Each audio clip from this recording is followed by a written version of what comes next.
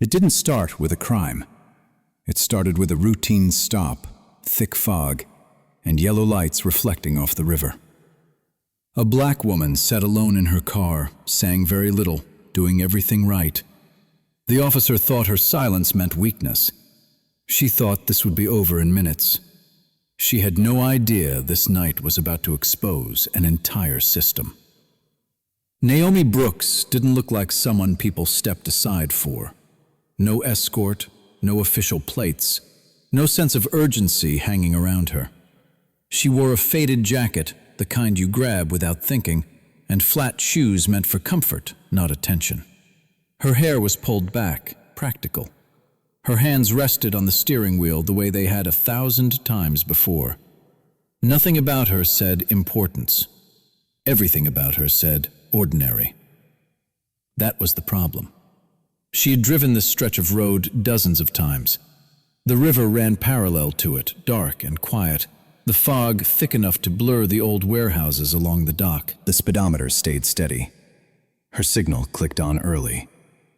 Naomi didn't rush. She didn't drift. She didn't give anyone a reason. Across the lane, Officer Rachel Knox saw none of that. Rachel saw a lone car, a quiet driver, a black woman who didn't look like she belonged anywhere that required respect. She slowed her cruiser just enough to fall in behind Naomi, letting the headlights linger, testing how long it would take before the driver reacted. Rachel believed in visibility, in presence, in the way a badge changed the air in a conversation before a single word was spoken. She believed authority worked best when it arrived loud and unquestioned. The lights came on. Blue and red cut through the fog, reflecting off the water. Naomi eased the car to the shoulder without hesitation. She didn't sigh. She didn't tense. She reached for the glove compartment, slow and deliberate, and waited. Rachel stepped out of her cruiser, already certain of the outcome. She adjusted her belt, felt the weight of it settle at her hips. Radio, handcuffs, weapon. The uniform did what it always did. It made her taller, sharper. It reminded her who controlled the next few minutes. Rachel walked up with purpose, boots firm against wet pavement. She didn't greet Naomi. She didn't ask how the night was going. She leaned just enough toward the window to make sure the driver felt crowded. License, registration. Naomi complied. No commentary, no apology. Just the sound of papers being passed over. That silence landed wrong. Rachel was used to explanations, nervous chatter, excuses offered too quickly. Silence felt like resistance, or worse, like indifference. She glanced at the documents, then back at Naomi's face, searching for something to correct, something to challenge. When she didn't find it, her tone hardened. "Where are you coming from?" Naomi answered plainly. "Where are you headed?" Another simple response. Rachel exhaled through her nose. The questions weren't about information. They were about posture, about who bent first. This was the kind of moment Rachel thrived in, a small space where she could remind someone how the hierarchy worked. She straightened, letting the badge catch the light.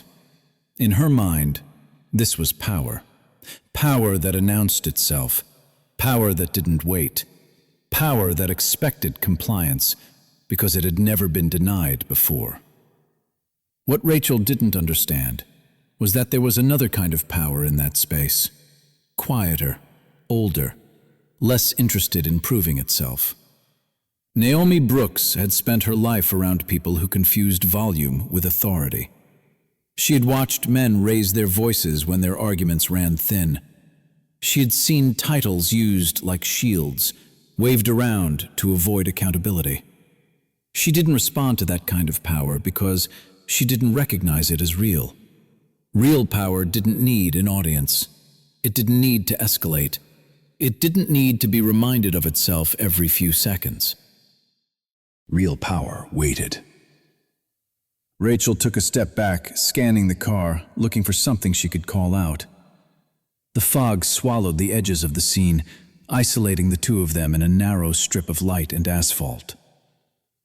"You mind stepping out of the vehicle?" Naomi paused. Not long, just long enough to acknowledge the request. Then she opened the door. She moved carefully, hands visible, shoes touching the ground one at a time. She stood where Rachel directed her to stand.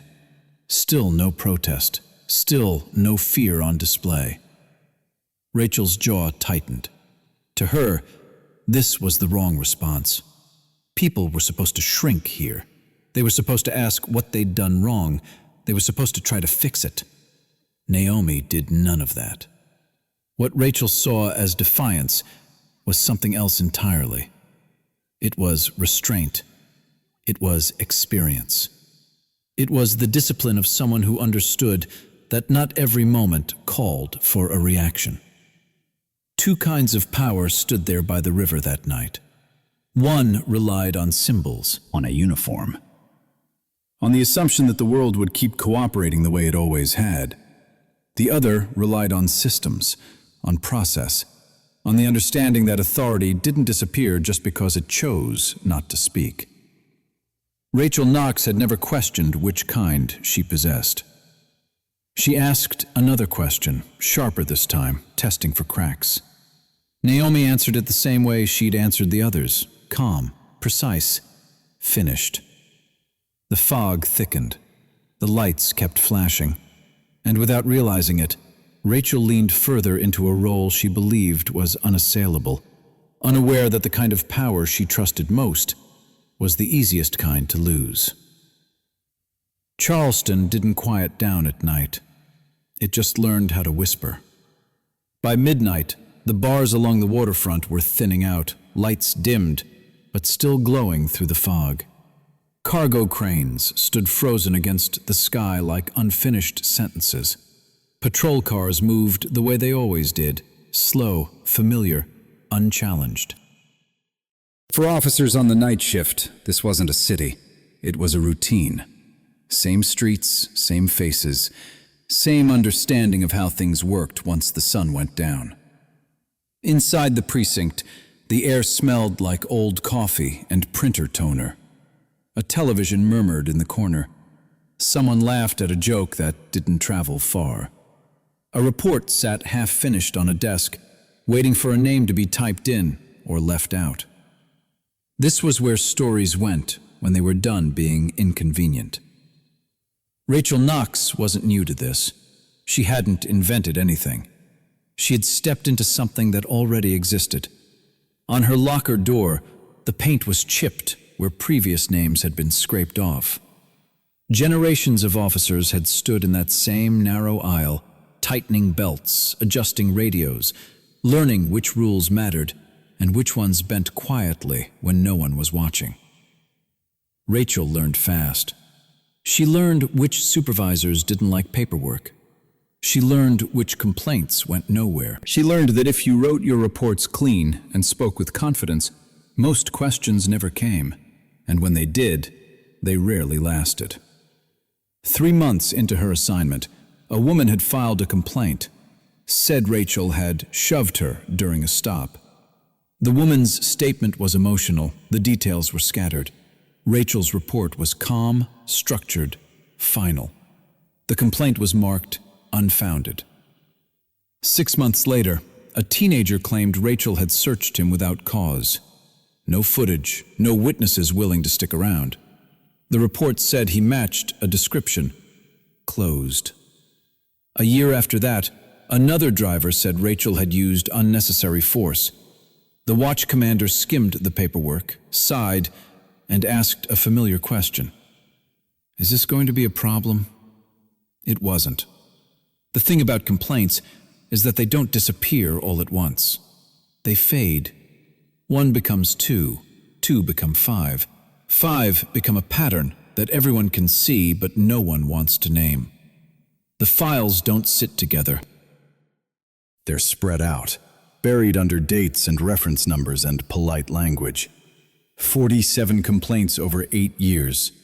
None of them triggered an investigation. Not because they were all false, but because each one, standing alone, was easy to dismiss.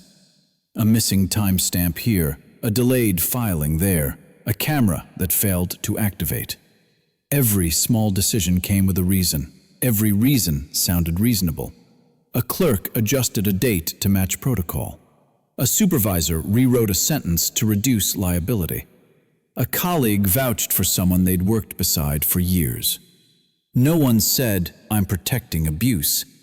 They said, "I'm avoiding trouble." They said, "I'm keeping the unit stable." They said, "I'm not blowing this up over one incident." And that's how the system held. It didn't need villains in every chair. It needed people who didn't want to be the one who spoke up. Rachel Knox benefited from that silence. She grew more confident with every stop that ended her way. Every time her version was the only one recorded, her authority felt less borrowed and more earned. By the time Naomi Brooks stepped out of her car by the river, Rachel wasn't improvising. She was performing a role she'd practiced for years. Out there, under the flashing lights, it felt like another clean encounter waiting to be written up and filed away. Another name that would never connect to the others. Another story that would end before it started. What Rachel didn't know, what she had never been forced to consider, was how fragile that structure really was. Because systems like this don't collapse under pressure. They collapse under light. They survive by breaking stories into pieces so no one sees the whole. They rely on time, on fatigue, on the quiet understanding that pushing back costs more than letting things slide. For years, that had been enough. But that night wasn't just about one stop. It wasn't just about one officer. It was about everything that had been quietly stacked behind her. Every report softened, every question avoided, every complaint that never reached the desk it was meant for. Naomi Brooks didn't know the number. She didn't need to. She didn't know how many people had tried to speak before her. She didn't need to. What mattered was that she was standing in the same place they had stood, facing the same assumptions, under the same lights. And for the first time, the system that had protected Rachel Knox for so long was about to meet something it wasn't built to handle. Not anger, not resistance, but a moment that refused to disappear quietly. Naomi didn't raise her voice. She didn't argue. She didn't plead. She didn't do any of the things people expect someone to do when they feel wronged. She stayed still. Her hands remained visible. Her shoulders stayed square. When Rachel Knox spoke, Naomi listened. When Rachel paused, Naomi didn't rush to fill the silence. That silence stretched. And Rachel noticed. At first, she mistook it for fear. That was the familiar interpretation. Silence usually meant compliance. It meant the person in front of her understood the imbalance and accepted it. Rachel stepped closer.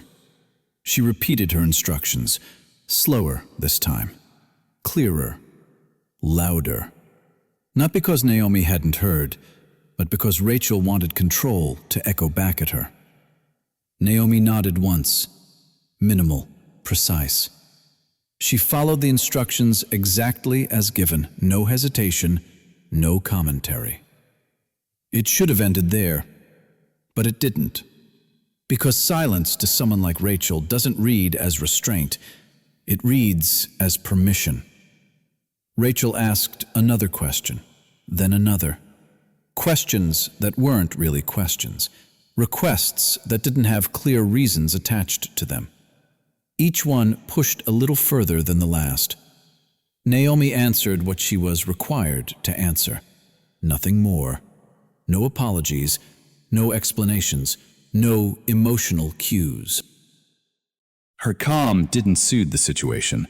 It aggravated it. Rachel tilted her head, studying her. She waited for something, anger, tears, a crack, anything that would justify the next step. It didn't come. So Rachel filled the gap herself. Her tone shifted. The words became sharper, the pauses shorter. She began narrating the situation out loud, as if building a record that only she would control later. Naomi adjusted her stance slightly, a small movement, enough to stay balanced on the damp concrete. Rachel noticed that too. People don't usually stand like that unless they're bracing for something. "You're very quiet," Rachel said. Naomi didn't respond. That silence landed differently now. It no longer felt submissive. It felt deliberate. And that unsettled Rachel. She took another step forward, closed the distance that didn't need to be closed. Her flashlight lingered where it didn't need to linger. Her questions drifted away from the reason for the stop. Naomi remained still. From the outside, it looked like compliance. From the inside, it felt like pressure. This is the moment that makes viewers uncomfortable. This is the point where people start shifting in their seats. Why isn't she saying anything? Why isn't she defending herself? Why isn't she pushing back? The tension thickened because nothing happened. No shouting, no dramatic confrontation, just a slow tightening of space and authority. Rachel interpreted Naomi's silence the way she had been trained to interpret it, through repetition. Every past encounter had taught her the same lesson. Silence meant she could proceed. She reached for her radio, paused, didn't use it. She didn't need backup. She had confidence. She had precedent. She had a system that rarely asked follow-up questions. Naomi glanced briefly toward the water. Not to escape, just to orient herself, to remember where she was standing. Rachel followed her gaze and misread it. There it was, she thought, a crack. Her posture straightened, her voice hardened. She began issuing commands that went beyond the situation, commands that assumed resistance where there was none. Naomi complied again, carefully, precisely. And every time she did, Rachel felt more justified. This is how control escalates, not through resistance, but through misinterpretation. Rachel believed she was maintaining order. Naomi understood she was being tested. The silence became heavier. It pressed down on the space between them, filling it with things neither woman said. Rachel mistook restraint for weakness. She mistook stillness for surrender. She didn't see calculation. She didn't see awareness. She saw a woman who wasn't fighting back, and to her, that meant the fight was already won. So she pushed again and again. Each step stripped away another layer of restraint, not from Naomi, but from herself. By the time Rachel crossed the line, she wouldn't be able to uncross. She believed the moment belonged to her. She believed the silence had given her permission. She was wrong, but she wouldn't realize that yet. This is the moment most people misunderstand, because silence on its own isn't strength. Most of the time, silence is what's left when someone has no safe options. It's what people use when speaking would make things worse, when pushing back would only escalate consequences they can't afford. That kind of silence isn't powerful. It's survival. And that's exactly why this moment is so dangerous to misread. Naomi wasn't quiet because she was trapped. She was quiet because she was prepared. There's a difference, and it's subtle enough that people like Rachel Knox never learn to see it. The silence of someone with no leverage feels fragile. It wavers. It comes with nervous movement, shallow breathing, a need to explain, a need to be believed. Naomi showed none of that. Her stillness wasn't empty, it was structured. She didn't avoid eye contact out of fear. She broke it intentionally. She didn't fidget. She adjusted her weight once and stayed there. Her hands never drifted. Her voice, when she used it, didn't rise or soften. That's not instinct. That's training. Rachel mistook the absence of resistance for control. But control doesn't come from volume. It comes from timing. People who rely on authority alone don't understand that. They think power announces itself, that it needs to be seen and heard to exist. Real power doesn't behave that way. Real power waits. Every second Naomi stayed silent, something else was happening beneath the surface. Every instruction Rachel gave, every step forward, every unnecessary command, each one added weight to a record Rachel didn't know she was creating. Naomi wasn't trying to stop the encounter. She was letting it unfold. That distinction matters. If she had argued, Rachel would have framed it as defiance. If she had pleaded, Rachel would have framed it as guilt. If she had explained herself, Rachel would have interrupted, redirected, and reshaped the narrative. Silence removed all of that. There was nothing to twist, nothing to quote out of context, nothing to escalate verbally. So Rachel escalated physically. That's the pattern. When imagined authority meets silence, it can't dominate. It doesn't retreat. It advances. Louder, closer, more invasive. Rachel believed she was exposing weakness. What she was actually doing was documenting her own loss of restraint. The most dangerous thing in moments like this isn't anger. It's certainty.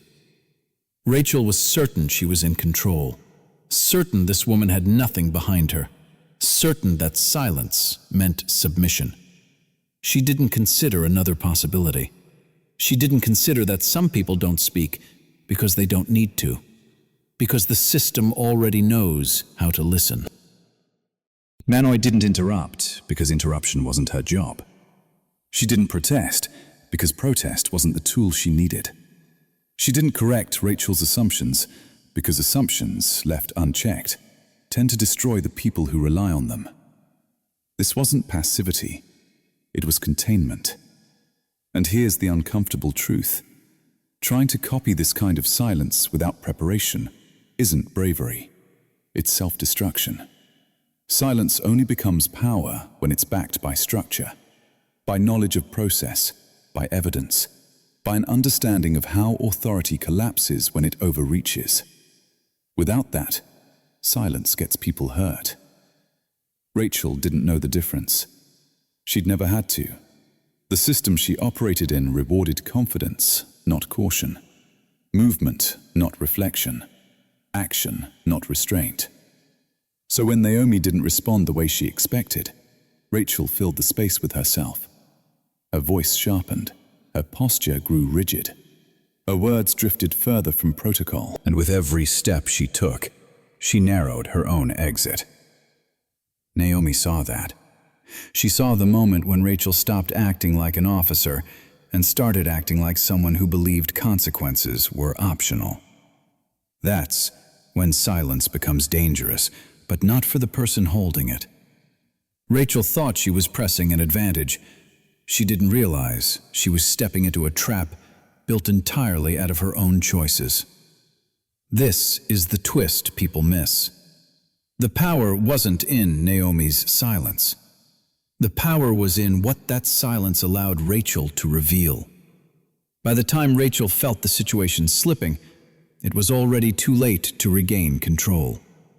She had crossed thresholds she didn't know existed, said things that couldn't be unsaid, taken actions that couldn't be reframed. Silence didn't protect Naomi. Preparation did. And the moment Rachel crossed the final line, the silence ended, not with words, but with consequences. But that part was still coming. And Rachel had no idea how close she was to the point of no return. It happened quickly, not in a way that felt dramatic, not with a warning. Just a small shift in distance, a change in posture. A moment where Rachel Knox stopped thinking in terms of procedure and started acting on instinct. She stepped closer than necessary. Naomi didn't move. Rachel reached out, not to restrain, not to protect, but to assert. Her hand caught Naomi's arm, harder than protocol allowed, tighter than the situation required. That was the line. The sound wasn't loud, no crack, no cinematic impact. Just the dull thud of force meeting resistance, followed by Naomi losing her balance on the slick concrete. She went down hard. The breath left her body before words could. Her palms scraped the ground as she instinctively tried to break the fall. The cold traveled fast, seeping through fabric into bone. For half a second, everything stopped. The fog, the lights, the river behind them. Rachel froze, not because she felt regret, but because something inside her realized this wasn't recoverable. Naomi stayed down longer than expected, not from weakness, from calculation. She assessed her body before she moved, checked her breathing, her shoulder, the angle of her wrist. Rachel stood over her. This was the moment where people expect shouting, where they expect chaos, where they expect the story to explode outward. Instead, it collapsed inward. Rachel's breathing changed, shorter now, faster.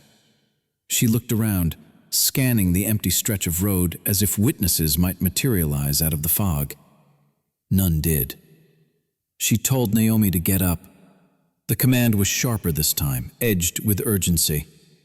Naomi didn't respond immediately. She pushed herself up slowly, deliberately, one knee, then the other. She didn't rush. Rushing would suggest panic. Rachel took a step back without realizing she had. The distance between them widened just enough to signal something had shifted. This wasn't control anymore. It was damage control. Rachel started talking, too much, explaining without being asked.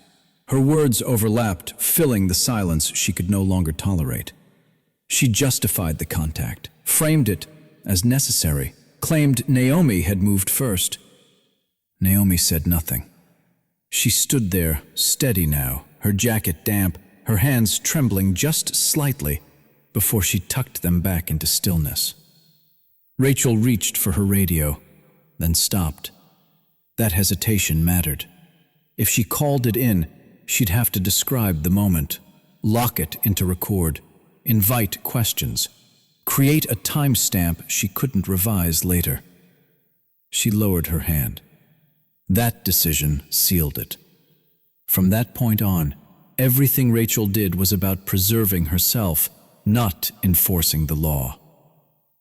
She ordered Naomi to stay where she was, then contradicted herself, told her to step back, then told her to remain still.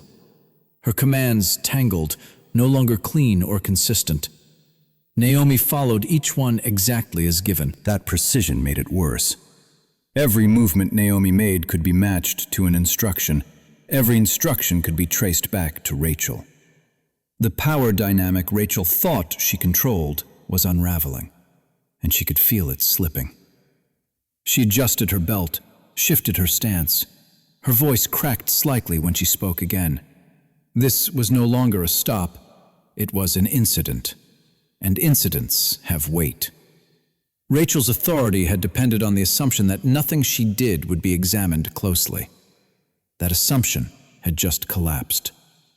Naomi didn't threaten her, didn't accuse her, didn't say a word.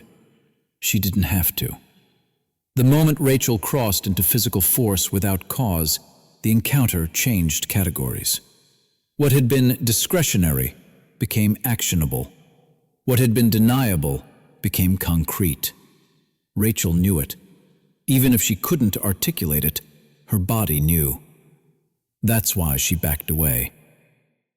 That's why she told Naomi she was free to go, then added conditions that didn't make sense.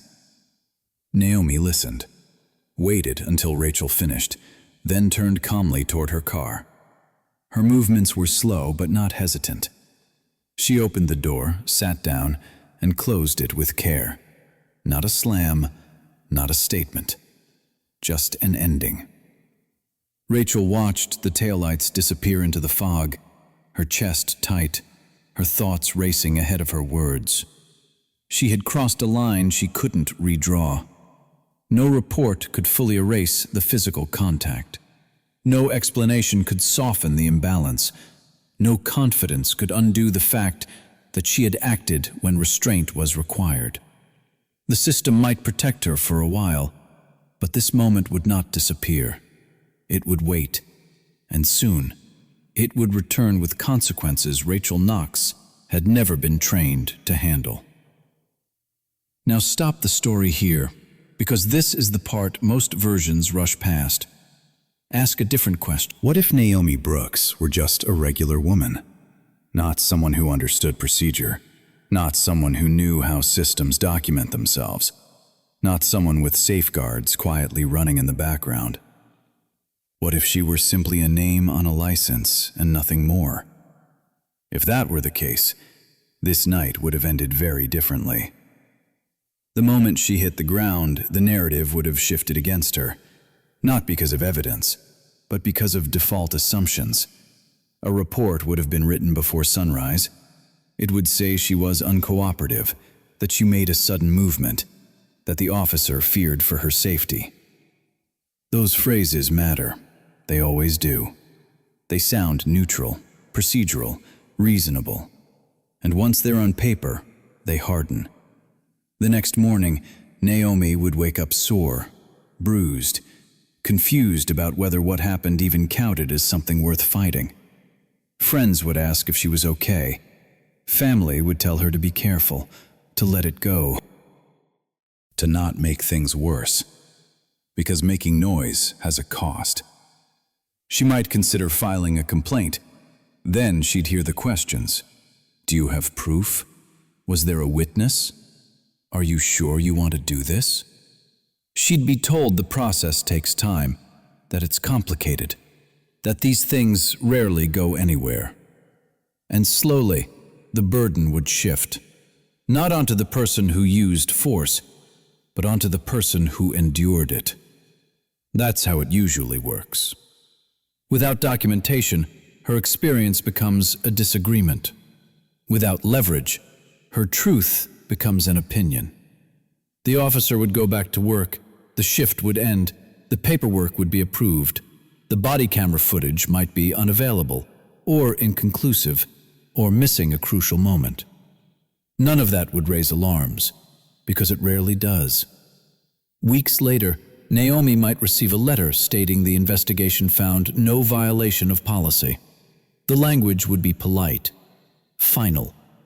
She'd fold it once, maybe twice, Then put it somewhere she wouldn't have to look at it. Life would move on. The system would remain intact. Rachel Knox wouldn't feel exposed. She wouldn't feel watched. She wouldn't question her instincts. She would interpret the silence afterward as confirmation. That's the part people don't like to sit with, because the difference between justice and silence often has nothing to do with morality and everything to do with positioning. If Naomi were just another driver, this wouldn't be a story about accountability. It would be a story about endurance, about swallowing something that never fully goes down, about learning how to carry a moment without giving it a name. The most unsettling part isn't that injustice happens. It's that it resolves so cleanly when no one is watching. No dramatic fallout, no consequences. Just a quiet return to normal. And that normal includes the next stop, and the one after that. This isn't about one officer. It never is. It's about how many similar nights have ended this way. How many reports closed themselves. How many people learned, slowly, that being calm isn't enough, and being right isn't protection. When people say, "Why didn't she fight back?" this is the answer. Because fighting back without cover doesn't produce justice. It produces risk. Risk of arrest, risk of retaliation, risk of being labeled the problem. That's why so many people choose silence afterward. Not because they accept what happened, but because they understand what comes next. The uncomfortable truth is this: in many cases, the system doesn't fail. It performs exactly as designed. It filters out complaints that lack evidence. It defers to authority when stories conflict. It rewards consistency over contradiction. And the cost of that efficiency is carried by people who never asked to be part of the equation. If Naomi had been ordinary, this would have ended as a footnote, a memory she'd replay alone. No investigation, no reckoning, no lesson learned. That's why this question matters. Because the story only feels satisfying once we recognize how fragile that outcome really is. Justice didn't arrive because someone did the right thing in the moment. It arrived because this time the conditions were different. And that difference shouldn't make us comfortable. It should make us honest. Because for every case that ends with accountability, there are countless others that end quietly, without acknowledgement, without repair, without consequence. Those stories don't go viral. They just linger. And if we're not willing to ask what separates this night from all the others, then we're not really talking about justice. We're talking about exceptions. The truth is, if Naomi Brooks were just a regular woman, this would have disappeared. And that should bother us more than anything else in this story. 3 days passed, not quietly. Inside the department, the night stop was already shrinking in the rearview mirror. Rachel Knox had written a report. It was clean, tight, familiar. The language did what it always did: smoothed the edges, centered her decisions, reduced the incident to a sequence that justified itself. By Friday morning, it would have been approved like hundreds before it. That's how it should have ended. But the truth doesn't ask permission before it enters the room. At 8:12 a.m., a secure file was opened. No warning, no announcement, just a data packet moving from one system to another. Inside it were timestamps that didn't match the report, sensor logs that didn't align with the narrative, a video file that didn't blink, didn't stutter, didn't forget. It didn't interpret. It recorded. The footage didn't show anger. It didn't show context. It didn't show intention. It showed sequence. Rachel stepping forward. Naomi standing still. The distance closing. The contact. Nothing dramatic, nothing editorialized. Just the moment where authority stopped being theoretical and became physical. By 9:30, the file had been duplicated. By 10 o'clock, it was reviewed by people who didn't answer to precinct politics or internal favors. People trained to look the gaps between what was said and what was done. They didn't argue about tone. They didn't speculate about motive. They matched movement to policy. And the match failed. At 11:15, a second file surfaced. An older complaint, same officer, same stretch of road, same language in the report. The footage from that case had been unavailable. Now the timestamps lined up differently. By noon, there were 4. Not accusations, not rumors. Patterns. Rachel Knox was still on duty when the call came in. She was halfway through a routine stop when her radio crackled with instructions that didn't leave room for questions. Return to the station immediately.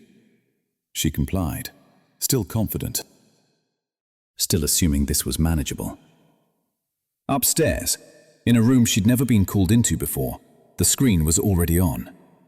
No one raised their voice. No one accused her of anything. They didn't need to. They pressed play. The video ran once, then again. Rachel didn't interrupt. She couldn't. Her body had gone still in a way that had nothing to do with discipline and everything to do with recognition. This wasn't her version of the night. This was the night. The room stayed quiet when the video ended. Someone asked a single question. "Is there anything you'd like to add before we proceed?" Rachel opened her mouth, closed it, because explanations only work when there's doubt, and there wasn't any left. By 3 p.m., she was relieved of duty. Her badge didn't get thrown on the table. Her gun wasn't taken dramatically. It was procedural, precise, final. By the end of the day, internal affairs had expanded the scope. By the following morning, it wasn't internal anymore. What changed the balance wasn't outrage. It wasn't public pressure. It was the absence of ambiguity. The truth didn't need Naomi to speak for it. It didn't need context to defend it. It stood on its own. When the footage reached higher levels, the reaction was immediate and quiet. Not because people didn't care, but because they understood the weight of what they were looking at. This wasn't a mistake. It was a liability. And liabilities get isolated. By the time the story broke publicly, the decisions had already been made. Suspension, formal investigation, expanded review of prior stops. Names started appearing on lists. Supervisors who'd signed off on reports. Technicians who'd marked files incomplete. Command staff who'd never asked follow-up questions. The truth didn't knock down the door. It walked through it. And once inside, it didn't stop at one person. Naomi Brooks didn't give an interview. She didn't stand in front of cameras. She didn't narrate her own experience. She didn't have to. Her role was already finished. She had done the one thing the system couldn't work around. She let it document itself. The most unsettling part for everyone involved wasn't the footage.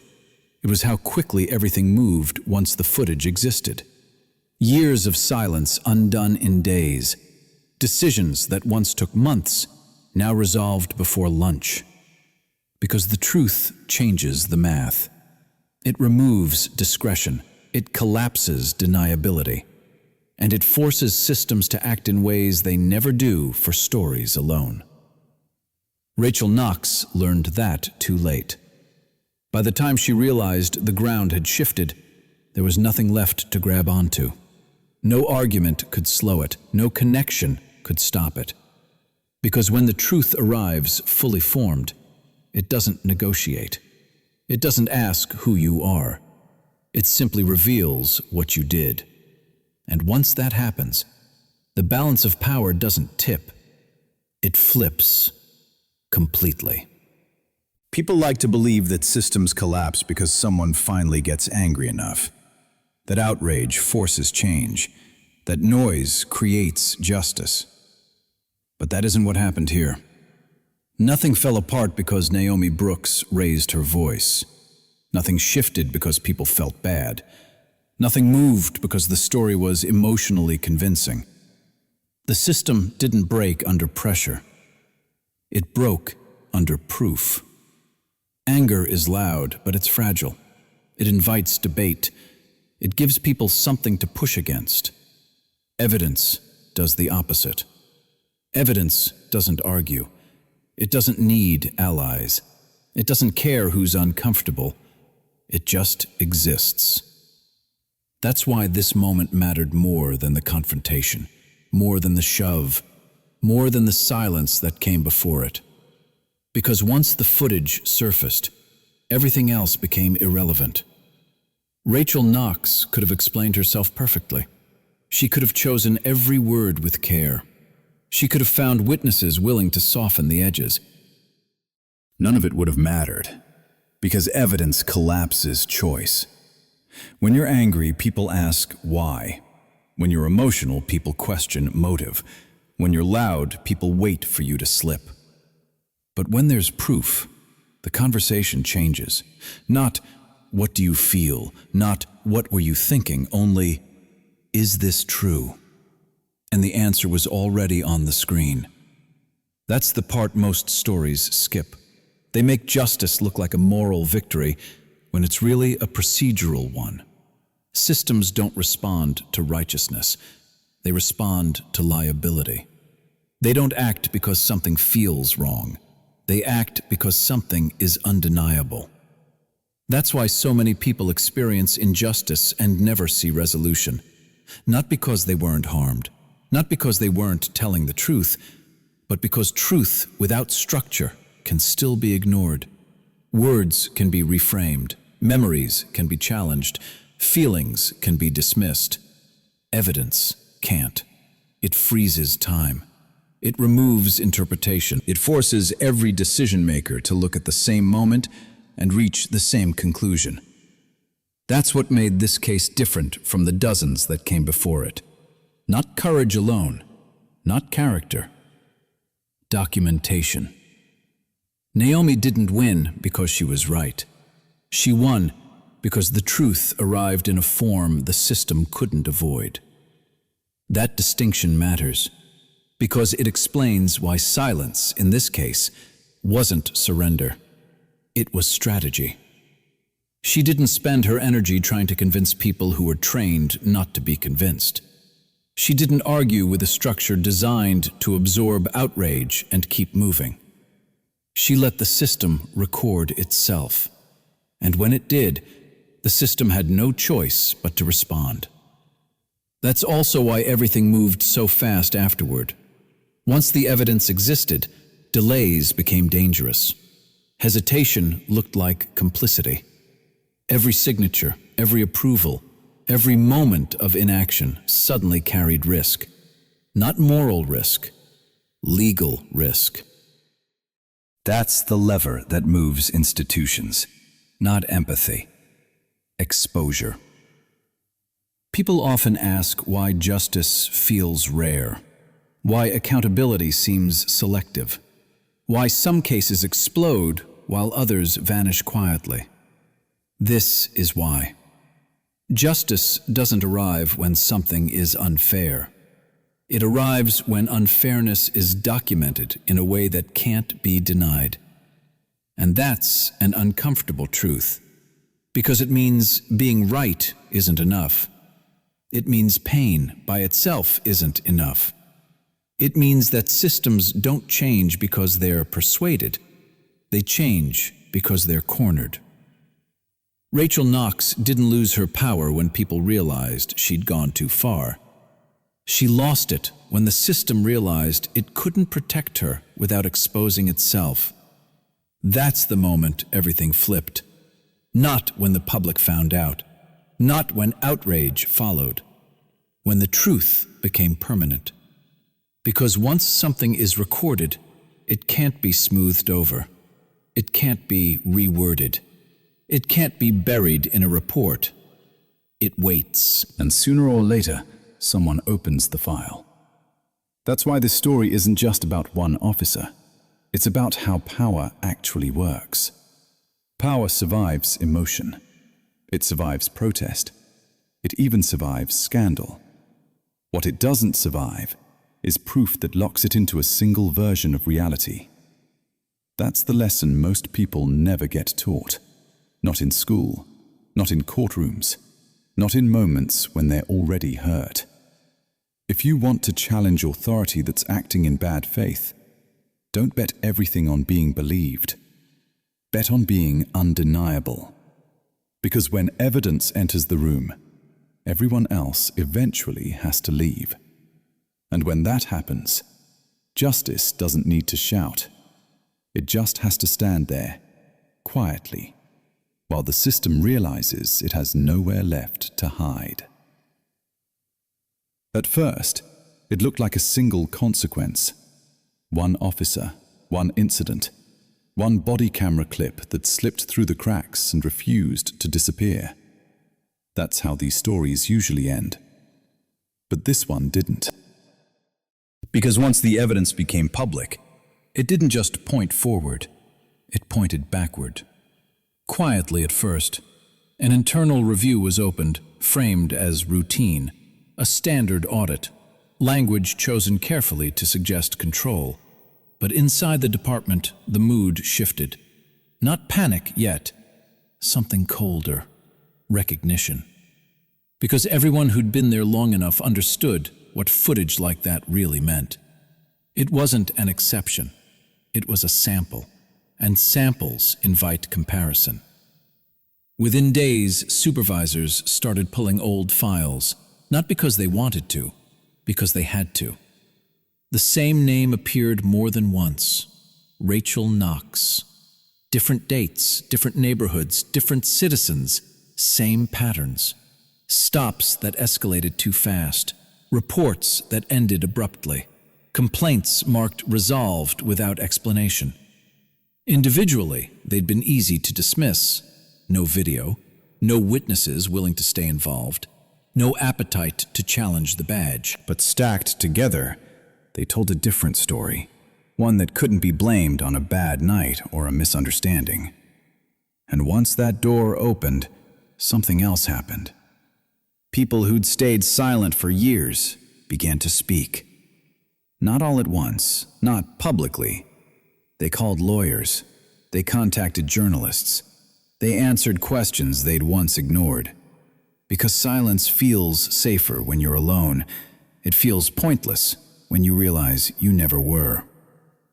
A man who'd been pulled over 3 years earlier came forward with photos of bruises he'd kept but never shown anyone. A woman described a stop where her voice shook so badly she'd been labeled non-compliant. A teenager's mother handed over paperwork she'd filed twice, both times told it had been misplaced. These weren't new stories, they were unfinished ones, and suddenly they had context. Each account added weight, each detail narrowed the margin for denial. What had once looked like isolated incidents began to resemble a system doing exactly what it was designed to do: protect itself. Supervisors who'd signed off on reports were asked to explain why they hadn't asked questions. Internal affairs officers were questioned about timelines that no longer made sense. Records officers were confronted with missing documents that were supposed to exist. No one could claim ignorance anymore, because ignorance at scale starts to look like intent. And that's when the collapse widened. Not fast, relentless. One suspension turned into several. One review turned into a task force. One officer's behavior became a mirror held up to the department. Every decision made to protect the image now demanded justification. Why was this complaint closed? Why was that footage never logged? Why did this officer stay on patrol after multiple flags? There were answers, but none of them were good. What emerged wasn't a conspiracy in the dramatic sense. No secret meetings, no whispered orders. Something more ordinary. A culture of convenience. A habit of looking away.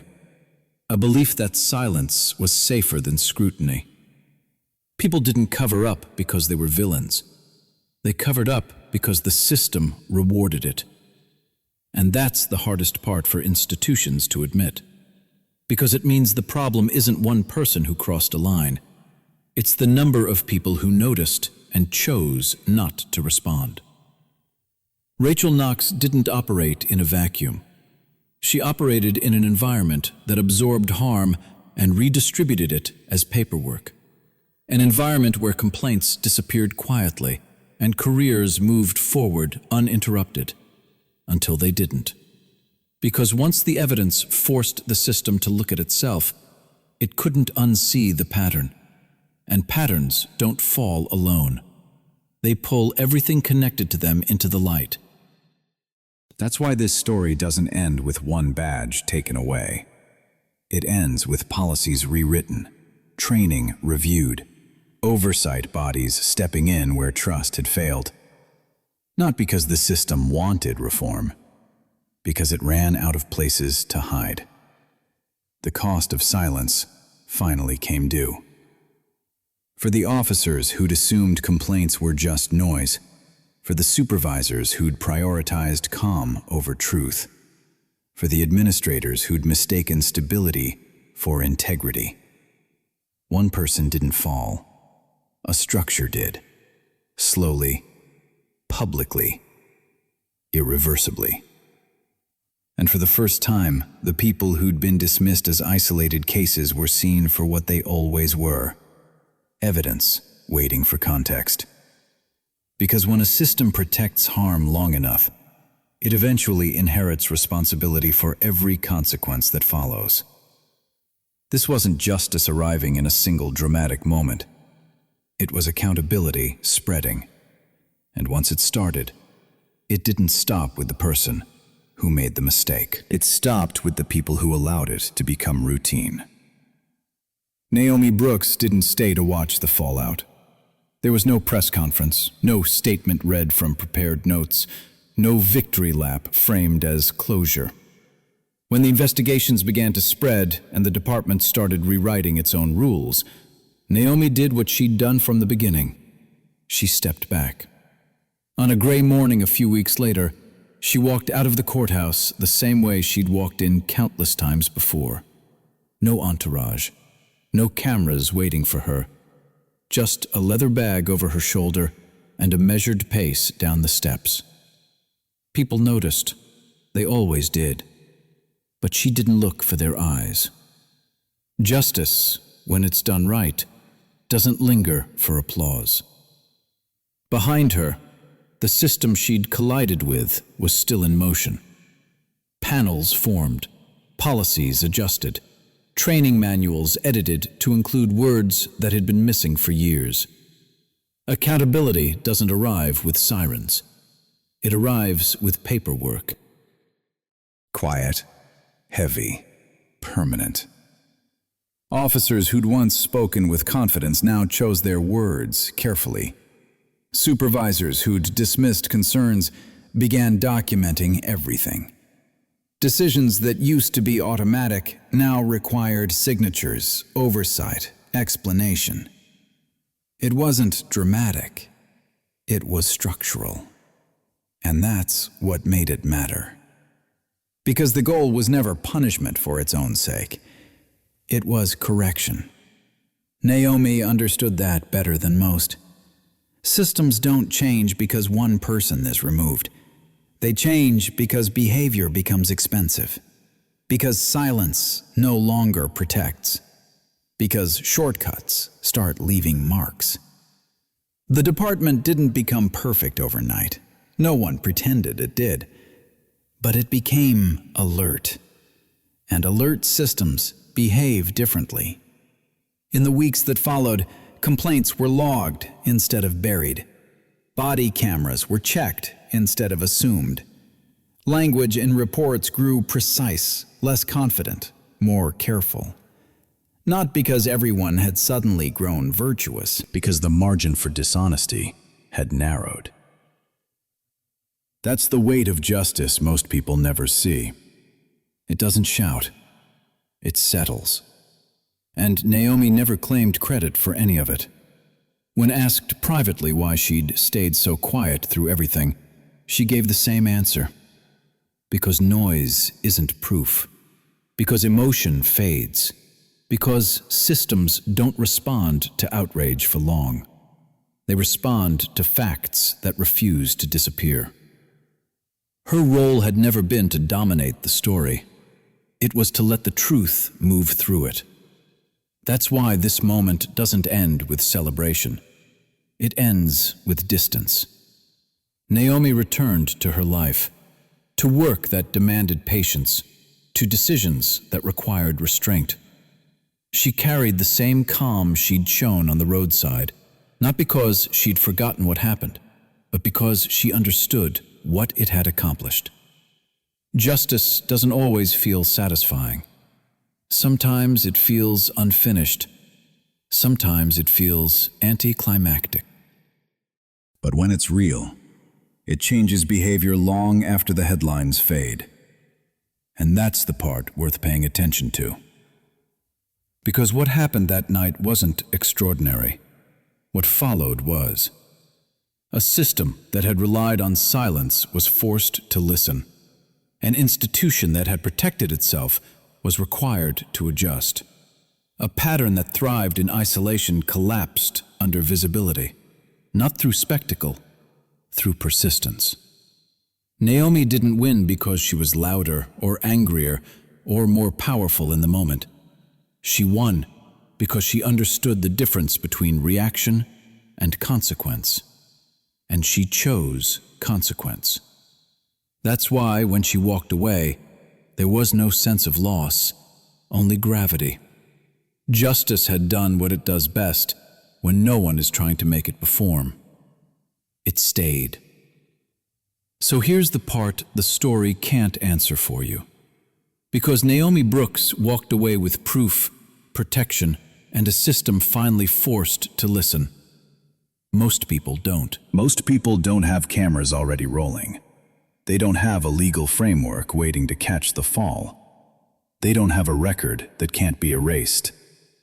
They have a badge in their face, a voice telling them to stay still. A moment where everything they say might be used against them, and nothing they feel will matter. So the real question isn't what Naomi did. It's what happens when the next person doesn't have her position, when the silence isn't strategic, when the truth never makes it past the report. What would you do if staying calm didn't protect you? If speaking up made things worse? If the system you were told to trust had already decided who it believed?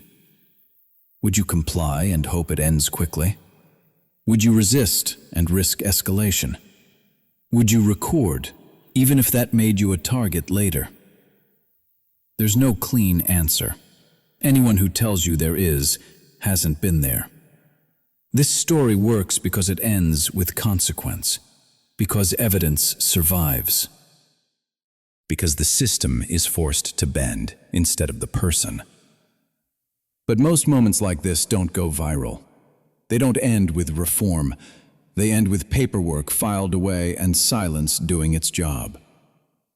So ask yourself, honestly, if it were you on that road, in that moment, with no safety net underneath you, what would you do differently? And what should a system demand of itself so the answer doesn't have to be courage every single time?